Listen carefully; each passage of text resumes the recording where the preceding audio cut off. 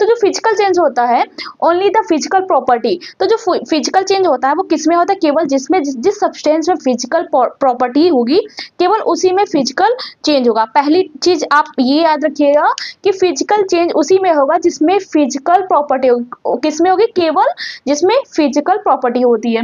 अब ऐसे कौन कौन से मतलब कैसी फिजिकल प्रॉपर्टी कैसी होती है, अब हमें वो समझने की जरूरत है। तो फिजिकल प्रॉपर्टी कौन से, जैसे शेप हुआ किसी चीज का, साइज हुआ, कलर हुआ या टेम्परेचर हुआ या फिजिकल प्रॉपर्टी, तो ये सब क्या है कि ऐसी चीजों में जिसमें शेप होता है, साइज होता है, कलर होता है, टेम्परेचर हम देखते हैं, तो ये सब क्या होता है, फिजिकल प्रॉपर्टीज होती हैं। तो ये आपको समझ में आ गया, फिजिकल चेंज केवल उसी में हो सकता है जिसमें फिजिकल प्रॉपर्टी होती है। और फिजिकल प्रॉपर्टी क्या होती है, शेप साइज कलर टेम्परेचर, ये सब क्या होती है, फिजिकल प्रॉपर्टी होती है। फिर नेक्स्ट क्या करता है, जो फिजिकल चेंज होता है वो कोई भी नया सब्सटेंस फॉर्म नहीं करता है।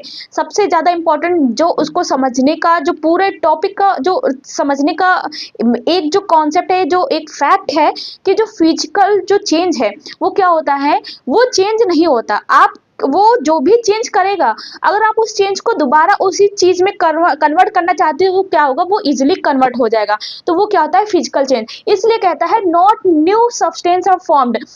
तो सबसे ज्यादा मेन पॉइंट यही है फिजिकल चेंज को समझने का कि कोई भी एक नया सब्सटेंस वो नहीं बनाता है। वो मतलब अगर जैसे कि एग्जांपल के लिए जैसे पानी है, पानी को क्या किया, उसका जो फिजिकल चेंज हुआ क्या हुआ, उसको आइस में कन्वर्ट कर दिया, ठीक है। अब आइस को क्या, आइस क्या फिर से पानी बन जाएगा, जी बिल्कुल बन जाएगा, लेकिन उसने क्या किया, कोई नया सब्सटेंस नहीं बनाया। वो उसका अगर वो प्रॉपर्टीज देखोगे वाटर की, तो वो वाटर ही है, बस उसका क्या हुआ, शेप चेंज हो गया, साइज चेंज हो गया, उसका स्टेट चेंज हो गया, पहले लिक्विड था फिर सॉलिड हो गया। तो ये क्या होता है, कोई भी नया शेप फॉर्म नहीं करता है। एग्जाम्पल के लिए अगर हम देखेंगे कैसे कौन कौन से होते हैं, मेल्टिंग ऑफ वैक्स, जो मोम होता है, तो मोम का जो पिघलना, तो मोम क्या है, मोम पिघला, फिर जब वो पिघल जाता है तो अगर आप उसको कलेक्ट करेंगे, तो कलेक्ट करके अगर फिर आप उस मोम को अगर मान लो कैंडल के शेप में है, तो अगर आप उसको कैंडल के शेप में दोबारा फॉर्म करना चाहें तो वो इजिली फॉर्म हो जाएगी। तो ये क्या होता है, फिजिकल चेंज। बटर ऑफ घी, घी और बटर उसका मतलब मेल्ट भी हो जाता है, उसके बाद फिर वो सॉलिड फॉर्म में हो जाता है।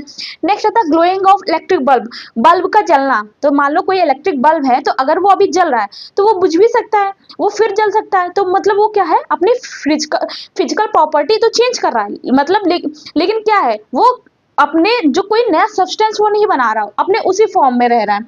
नेक्स्ट है dissolving common salt in water, नमक का पानी में घुलना, फिर उसको हम अलग कर सकते हैं फिल्ट्रेशन के प्रोसेस से। नेक्स्ट आता है freeze water to get ice, जैसा अभी बताया कि मतलब पानी को क्या करना है कि जमाना है तो वो बर्फ